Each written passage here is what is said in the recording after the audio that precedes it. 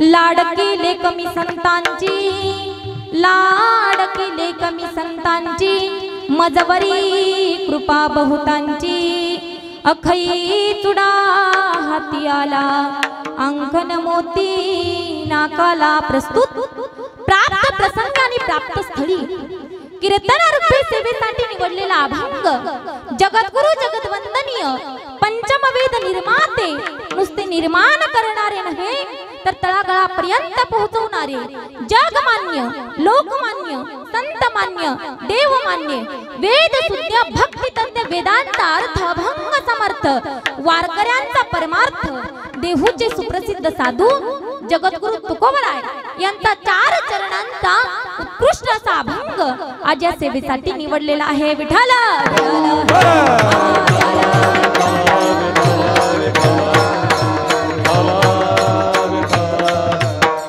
या अभंगातून जगद्गुरु तुकोबराय हे रूपक करतात। कशाचं रूपक करतात?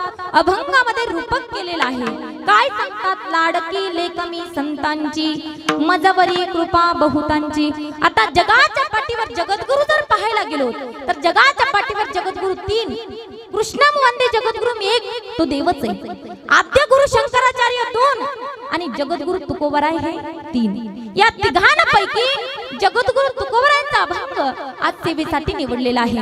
आणि जगद्गुरु तुकोबराय अभंगातून सांगतात की लाडकी लेक मी संतांची, मी कुणाची लेक आहे? संतांची लेक आहे। मी नुसती लेक नाही तर लाडकी लेक आहे। आणि मजवरी कृपा बहुतांची, आणि माझ्यावरती अनेक जणांची कृपा आहे। कुणाकुणाची कृपा आहे आपण सविस्तर चिंतनामध्ये आपण पाहणार आहोत, पण बहुत जणांची माझ्यावरती काय आहे? कृपा आहे। आणि ती कृपा असल्यामुळे मी काय झालेले आहे तर सौभाग्यवती अशा प्रकारची मी झालेली आहे, सौभाग्यवती झालेली आहे। आणि सौभाग्याचं प्रतीक म्हणून मी हातामध्ये चुडा घातलेला आहे। आणि नुसता चुडा नाही तर अक्षय चुडा आहे। आता अक्षय, क्षय म्हणजे नष्ट होणारा आणि अक्षय म्हणजे कधीच नष्ट न होणारा। जगद्गुरु तुकोबरायांना एक जणाने प्रश्न विचारला, का हो तुकोबराया, हा जो चुडा आहे, ही चुडा म्हणजे संसारातली वस्तू आहे। आणि संसारातली जी वस्तू आहे ती प्रत्येक वस्तू जाणारी, यदृष्टम तन्नष्टम, म्हणजे जे डोळ्याला दिसतं ती प्रत्येक वस्तू जाणारी आहे। मग चुडा हा तर संसारातला आहे आणि तुम्ही अक्षय कसा म्हणता? हा कधीच नष्ट न होणारा कसा काय म्हणता? त्यावेळेस तुकोबरायांनी सांगितलं, बाळा तुझं म्हणणं बरोबर आहे, परंतु माझ्या आई वडिलांनी म्हणजे माझ्या साधू संतांनी माझा जो विवाह आहे तो विवाह अशा पुरुषाशी जमवलेला आहे, अशा पुरुषासोबत केलेला आहे की तो संसारातला नाही, संसार त्याच्यातला आहे। आणि म्हणून हा जो चुडा आहे हा कधीच नष्ट न होणारा चुडा आहे। आणि माझ्या नाकामध्ये जी नथ दिसते त्या नथेला जो मोती आहे तो मोती मुक्ती रूपी मोती आहे, मुक्त झालेल्याचा मोती आहे। आणि अशा प्रकारे सुंदर अशा प्रकारे त्यांनी काय केलेला आहे? शृंगार केलेला आहे। सौभाग्यवती स्त्रीचं सर्व सुवर्ण अंगावरती घातलेला आहे। परंतु तुकोबराय सांगतात, फक्त मला एकटीला शृंगार केला नाही, फक्त मला एकटीला शृंगार केला नाही तर मला जो पाठवलेला मुराळे आहे त्या मुराळ्याला सुद्धा काय केलेला आहे? शृंगार केलेला आहे। बोध मुराळी शृंगारीला 84चा शिक्का दिला। काय सांगितलंय? बोध नावाचा जो मुराळी आहे त्या बोधाला सुद्धा काय केलेला आहे? शृंगार केलेला आहे। आणि त्याच्या पाशी, त्याच्या जवळ माझ्या पतीने अशी एक भेटवस्तू दिली, असा एक शिक्का दिलाय की ती अंगठी दिली। ती अंगठी जर मी बोटात घातली तर मला 84 लक्ष मध्ये फिरावं लागणार नाही। 84 लक्ष युनिचा जो बांधलेला गाडा आहे हा गाडा माझा काय होणार आहे? खुंटणार आहे। अशा प्रकारचा शिक्का असल्यामुळे मी काय झालेला आहे? तुका तुकी उतरला, त्याच्यामध्ये काय झालेला आहे? मी त्याच्यामध्ये पास झालेला आहे। माझे 36च्या 36 गुण त्या पांडुरंग परमात्म्यासोबत जुळलेले आहेत। आता काही जणांचं इथंच लग्न लागत नाही का बरं? कुणाची नाडी जुळत नाही, कुणाची गुण जुळत नाही, मग काय केलं जातं? नापास केलं जातं। परंतु तुकोबराय सांगतात, माझे 36च्या 36 गुण त्या भगवान पांडुरंग परमात्म्याशी जुळल्यामुळे माझा काय झालेला आहे तर त्या पांडुरंग परमात्म्याशी विवाह झालेला आहे। आणि त्या विवाहासाठी मी सुद्धा काय दिलेला आहे तर होकालाचा कौल अशा प्रकारचा मी दिलेला आहे। हा झाला अभंगाचा सरळ सरळ भावार्थ। विठ्ठला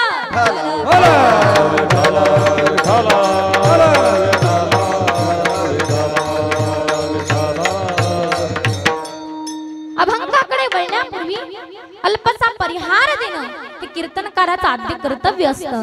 म्हणून पवित्र नाम पवित्र भगवान पांडुरंग परमात्म्याच्या कृपेने सत्ताधीश परमात्मा ज्याच्या सत्तेशिवाय वृक्षाचं पानही हलत नाही, वृक्षाचे पान हाले ज्याची सत्ता राहिली अनंता मग कोटे किंवा तुझी या सत्तेने वेदांसी बोलणे तुझी या सत्तेने वेदांसी बोलणे तुझी या सत्तेने वेदांसी बोलणे तुझी या सत्तेने वेदांसी बोलणे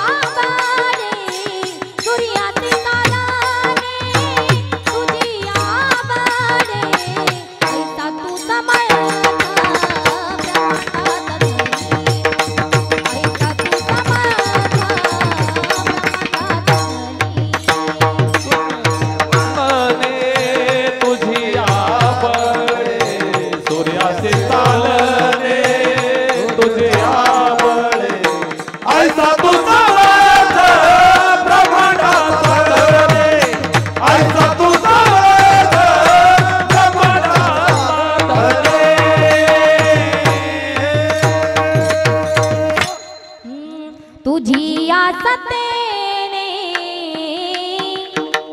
वेदांसी बोलणे सूर्यासी तालाने तुझी आबळे सूर्यासी तालाने तुझी आबळे ऐसा तू समर्थ ब्रह्मांडाचा धनी ऐसा तू समर्थ ब्रह्मांडाचा धनी असा असणारा सत्ताधीश परमात्मा किंवा भगवान गीतेमध्ये सांगतात गतिर् भरता प्रभु साक्षी निवास शरणं सुरत प्रभवः प्रलय स्थानं निधानं बीजमौव्ययम् किंवा कैवल्य चक्रवर्ती संत सम्राट ज्ञानोबाराय सांगतात म्या बोलविल्या वेदू बोले म्या चालविल्या सूर्य चाले म्या हलविल्या प्राण हले जो जगाते चाळीता असा असणारा सत्ताधीश परमात्मा त्या पांडुरंग परमात्म्याच्या कृपेने सद्गुरु भगवान बाबांच्या आशीर्वादाने चालू असलेला किंवा बाल वृद्ध तरुण या गावातील सर्वांच्या सहकार्याने चालत असलेला हा अखंड हरिनाम सप्ताह आणि या सप्ताहामधील 5व्या दिवसाची कीर्तन रूपी सेवा ही माझ्यासारख्या बालपामराकडे तुम्ही सर्वांनी दिली म्हणून सर्वांचे मी आभार व्यक्त करते आणि माझ्याकडे ही सेवा आली म्हणून माझं स्वतःचं काही समजते भाग्य समजते आणि ही जी सेवा ज्यांनी माझ्याकडे दिले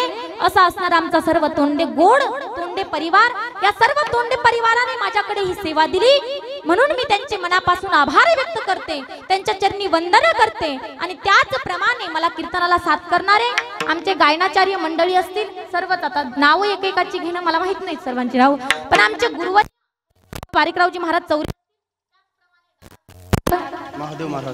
महादेव महाराज सुंदर गायन आहे ज्यांचं आमचे ठुमरे काका असतील पलीकडे सर्वजण आमचे वारकरी शिक्षण संस्थेचे सुंदर विद्यार्थी आहेत सर्वांच्या चरणी वंदन करते इकडे आता आमचे सोळंके बाबा असतील तुमचं नाव काय सदाशिव बाबा तुमचं राम महाराज तुमचं रोहिदास देवीदास तोंडे सर्वजण या ठिकाणी आलेले आहेत सर्वजण माझ्या कीर्तनाला उत्तम अशा प्रकारची साथ करत आहेत आणि त्याचप्रमाणे माझ्या कीर्तनाला मृदुंगाची साथ करणारे ज्यांची थाप पडल्याबरोबर आपल्याला असं वाटतं की इंद्राचं आगमन झालं की काय असे असणारे आमचे परमेश्वर दादा असतील बंधू त्यांचे सुंदर असं वर्ण त्यांचं सुद्धा सुंदर असं वादन आहे त्याचप्रमाणे आमचे अशोक महाराज असतील त्यांचे दादांचे देखील मनापासून आभार व्यक्त करते। सर्वच माझ्या समोर बसलेले बंधू भगिनी असतील, त्याचप्रमाणे सर्व टाळकरी माळकरी असतीलच असतील, परंतु श्रोते मंडळी, कारण श्रोते मंडळी शिवाय काही होऊ शकत नाही। जर हे ज्ञान कुणी जर ऐकलं नाही तर हे व्यर्थ जातं।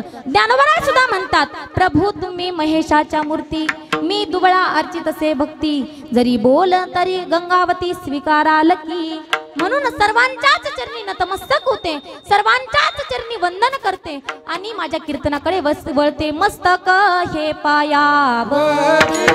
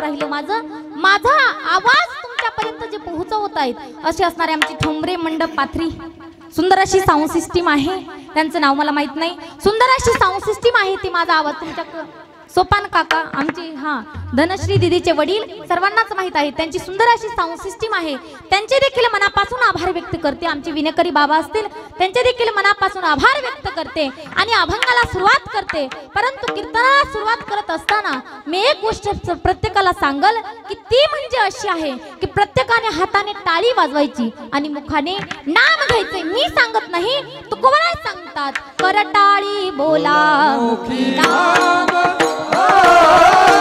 करटाळी बोला मुखी नाम, करटाळी बोला मुखी नाम, करटाळी बोला मुखी नाम, गोनिया पाया विनवितो तुम्हाला, गोनिया पाया विनवितो तुम्हाला, गोनिया पाया विनवितो तुम्हाला, गोनिया विनवितो तुम्हाला,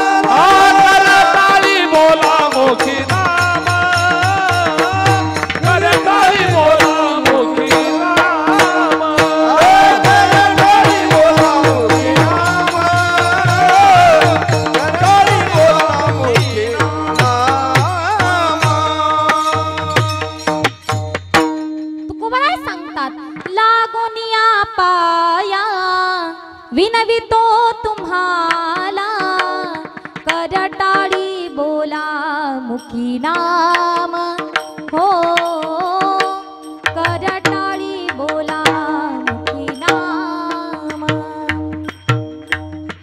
हाताने टाळी वाजवायची आणि मुखाने नाम घ्यायचे। मना राम राम टाळी वाजवा हाते, नाचा डोला प्रेमे आपोलिया सोयीते, नाचा डोला प्रेमे आपोलिया सोयीते। मना राम राम टाळी वाजवा हाते, नाचा डोला प्रेमे आपोलिया सोयीते, नाचा डोला प्रेमे आपोलिया सोयीते। काकांनी सुद्धा सुंदर वर्णन केलं की काय करायचंय, म्हणा राम राम, काय म्हणायचे, मुखाने राम राम म्हणायचे, नाम घ्यायचे आणि हाताने टाळी वाजवायची। कारण तुम्ही इथं आलेले माणसं साधे सुधे माणसं नाहीत, कारण तुम्हाला या ठिकाणी आलात कशासाठी आलात, ज्यावेळेस तुम्हाला भगवंताने बोलवलं त्यावेळेस तुम्ही इथं आला. इथं येणाऱ्या प्रत्येक मनुष्याला भगवंत बोलवत असतो, त्यावेळेस तो इथे येत असतो. ते म्हणतात ना, अरे सपने तो हर कोई सजाते हैं लेकिन कोई सपने टूट जाते हैं. अरे सपने तो हर कोई सजाते हैं लेकिन कोई सपने टूट जाते हैं. इस धर्म मंडप में वो आते हैं जिसे मेरे भगवान बुलाते हैं, जिसे मेरे भगवान बुलाते हैं. इथं कोण येतं? ज्याला माझा पांडुरंग परमात्मा बोलवतो तो इथे येतो. मग ज्याने आपल्याला बोलवलंय त्याच्यावरती भक्ती करायला शिका. त्याच्यावरती काय करा? त्याच्यावरती जीव लावून त्याचं भजन करा, त्याच्यावरती प्रेम करा. मी सांगत नाही पानी पीना है तो मटकी से पियो, खाली ग्लास में क्या रखा है, और प्यार करना है तो भगवान से करो, इस ऐरे गैरों में क्या रखा है. जिंदगी जब तक रहेगी फुर्सत ना होगी काम से.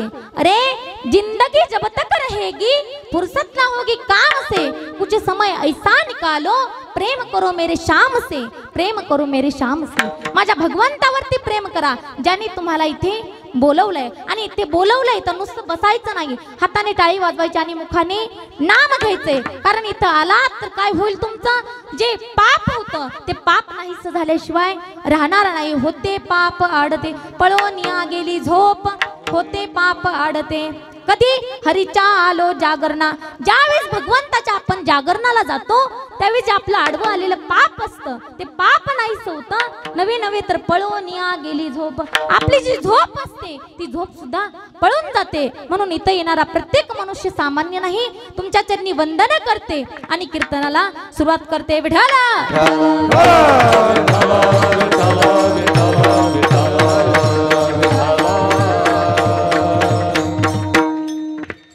अभंग जगद्गुरु तुकोबांचा आहे. तुकोबराय सांगतात की लाडकी लेक मी संतांची. मी काय आहे? तर संतांची लाडकी लेक आहे. मग तुमच्या समोर प्रश्न पडला असेल की ताई संतांची लाडकी लेक हे नंतर झाले, पण आम्हाला आधी सांगा तुम्ही की संत कोण? संत नेमकं म्हणावं तरी कुणाला? तर मुक्ताबाई ताटीच्या अभंगामध्ये सांगतात. काय सांगतात? संत तोची जाना जगी, दया क्षमा ज्याची अंगी, लोभ हंता नये मना, जगी विरक्त तोची जाना. त्याला काय म्हणावं? संत म्हणावं. आता संत वेगळा, देव वेगळा आणि संन्यासी वेगळा. संन्यासी कुणाला म्हणावं? चित्रेची देखुनी कामिना, काम उपजे जयाची आमना, तो संन्यासी नवे जाना, ऐक बापा नरोत्तमा. एवढंच नाही तर मी माझी आठवण विसरले जयाचे अंतकरण, पार्था तो संन्यासी जान निरंतर. त्याला काय म्हणावं? संत म्हणावं. आणि देव कुणाला म्हणावं? तर ऐका यशस्वी औदार्य, ज्ञान वैराग्य ऐश्वर्य, हे साही गुणवर्य वसती जेत. हे 6 गुण ज्याच्याकडे असतात त्याला भगवंत म्हणतात. षडगुण ऐश्वर्य संपन्न एक भगवंत जान. त्याला काय म्हणतात? भगवंत म्हणतात. मग संत कुणाला म्हणावं? तर संत तोची जाना जगी, दया क्षमा ज्याचे अंगी, किंवा हे विश्वची माझे घर, ऐसी मती जयाची स्थिर, किंबहुना चराचर आपणची झाला. त्याला काय म्हणावं? त्याला संत म्हणावं. तुकोबराय सांगतात, जे का दंजले गांजले त्यासी म्हणे जो आपुले, तोची साधू ओळखावा, देव तेथेची जाणावा. त्याला काय म्हणावं? संत म्हणावं. संत कुणाला म्हणतात सांगू तुम्हाला? दया करणे जी पुत्रासी, तोची दासानी दासी. स्वतःच्या पुत्रावरती जी दया करतात तीच दया त्यांनी दाशीच्या पुत्रावरती सुद्धा केली पाहिजे. त्याला संत म्हणतात. ज्याच्या अंतकरणामध्ये दया आहे, क्षमा आहे, शांती आहे, त्याला काय म्हणतात? संत म्हणतात. आणि असे संत माझ्या तुकोबरायांचे कोण आहेत? तर मायबाप आहेत. मग संत कुणाला म्हणावं? आता आपण पाहिलेलंच आहे. पण संत कोण होते? माझे ज्ञानोबराय संत होते. माऊलींना मायबाप म्हटलेलं आहे. काय म्हटलेलं आहे? मायबाप म्हटलेला आहे. पण कुणाचा? साधकांचा मायबाप, दरोशने हरे ताप.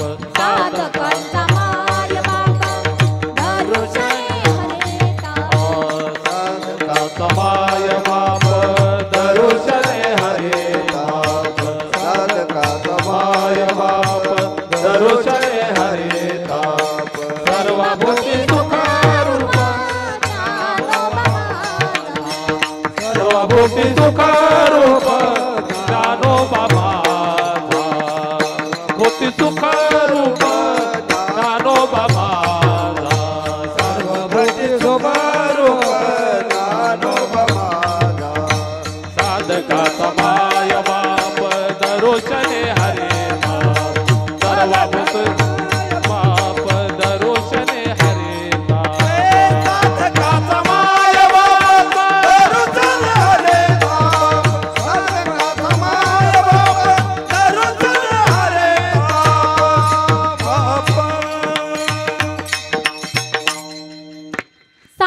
साधकांचा माय बाप दरुशनी हरे ताप.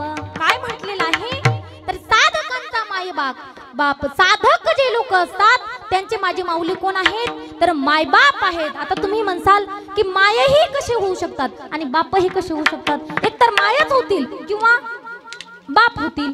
मायबाप दोन्ही कसे होतील बरोबर आहे की नाही. दोन्ही कसे होतील फक्त एकदम बाप होऊ शकतात किंवा माय होऊ शकतात. आता एक उदाहरण देते तुम्हाला. एखादी एसटी असेल बस सर्वांना माहिती आहे ना.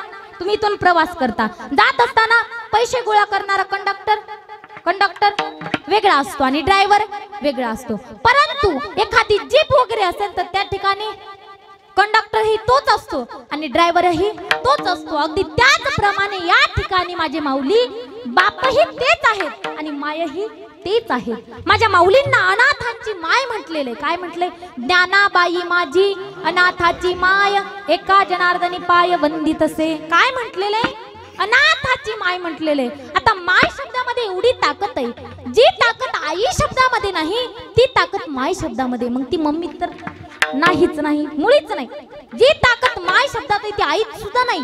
ते म्हणतात ना एखादा भिकारी आपल्या दारामध्ये यावा आणि फक्त एवढंच म्हणावा वाढा माय. माय म्हटल्याबरोबर पळत आपण घरातून येतो आणि त्या भिकाऱ्याला भाकर वाढतो. फक्त माय शब्दाची ताकद आहे. ते म्हणतात ना लोक आशीर्वाद लागन बाबा मुलाले कराला एक हो दोन पैसा दादा द्या हो अंतराला धर्माचे माय बाप जागा धर्माला पंढरीचा पांडुरंग पावन तुम्हाला धर्माचे माय बाप जागा धर्माला धर्माचे माय बाप जागा धर्माला. काय सांगितलंय धर्माचे माय बाप. त्याच ठिकाणी जर म्हणले असते धर्माचे मम्मी डॅडी जमलं असतं का अजिबात नाही. माय आणि बाप शब्दामध्ये एवढी ताकद आहे. माय शब्दात एवढी ताकद आहे की ज्ञानाबाई माझी अनाथाची माय आणि एका जनार्दनी पाय वंदित असे. माझ्या माऊलींना आई म्हटलेले. आता हे साधकांचे मायबाप कसे झाले हे आपल्याला पाहायचंय. कसे झाले तर ज्या वेळेस साधक कुठून तयार होतो माऊलींची ज्ञानेश्वरी वाचल्यानंतर मनुष्य साधक होतो. बरोबर की नाही बरोबर का. ज्ञानेश्वरी वाचल्यानंतर मनुष्य साधक होतो. मग त्याचा साधक रूपाचा जन्म कुठून झाला ज्ञानेश्वरीतून झाला. मग ज्ञानेश्वरी कोणी लिहिली माऊलींनी लिहिली. मग त्याचा जन्म ज्या ज्ञानेश्वरी पासून झाला ती माऊलींनी लिहिली म्हणून त्याचे मायबाप ज्ञानोबा आहेत. त्या साधकाचे मायबाप कोण आहेत ज्ञानोबा आहेत. आणि असे संत माझ्या तुकोबारांचे कोण आहेत माय बाप आहेत. आणि अशा संतांचे विचार आपल्या जीवनामध्ये असणं खरं गरजेचं आहे. संतांच्या विचारानेच मिळेल तुम्हाला शांती. संतांच्या विचारानेच मिळेल तुम्हाला शांती. वारकरी संप्रदायानेच जीवनामध्ये घडू शकेल क्रांती. निर्व्यसनी तरुण मुले हीच खरी राष्ट्राची संपत्ती आणि आदर्श तरुण मुलेच टिकवतील भगवान बाबांसारख्या संतांची संस्कृती. भगवान बाबांसारख्या संतांची संस्कृती. अशा संतांची जर संस्कृती जीवनामध्ये टिकवायची असेल तर एकच करावं लागेल संतांचे विचार जीवनामध्ये आणावं लागतील. आणि 3 वाक्य सांगून जाते सर्व जणांना. आईची करा उपासना पत्नीची करा जोपासना आणि व्यसनापासून दूर ठेवा तुमची वासना. तुम्ही जीवनातले संत. बरोबर ना. व्यसनापासून प्रत्येकाने दूर राहायचे. व्यसन जर केलं तर कधी होतो ना आपण ज्ञानोबा आहे कधी होणार तुकोबा आहे. व्यसनापासून दूर राहायचे. किंवा नाही म्हणतात ना ते खातो गुटका वाईटाचा जिभेला चटका खेळतो जुगार मटका संसार होतो ना फटका देना व्यसनाला झटका. व्यसन फॅशन वाईट वक्त बसन तिथं काय बसन खाली बसन. वाईट वक्त बसन तिथं खाली बसन. ह्याच्यात काय भेटन दारू खाल्ली दारू पिल्यावर लिव्हर फाटन परंतु गुटखा खाल्ल्यावर तोंड फुटन. आणि भगवान बाबांसारख्या संतांच्या संस्कृतीत गेलात तर बंधन तुटल तर बंधन तुटल. म्हणून संतांच्या संस्कृतीमध्ये गेलं पाहिजे. जर संतांच्या संस्कृतीमध्ये गेलं त्यांच्या संगतीत गेलं तर नक्कीच जीवनाचा उद्धार झाल्याशिवाय राहणार नाही. जीवनाचा उद्धार करायचा असेल तर माऊली ज्ञानोबांच्या संगतीत गेलं पाहिजे तुकोबारांच्या संगतीत गेलं पाहिजे आणि अशा संतांची लेख आपण झालं पाहिजे.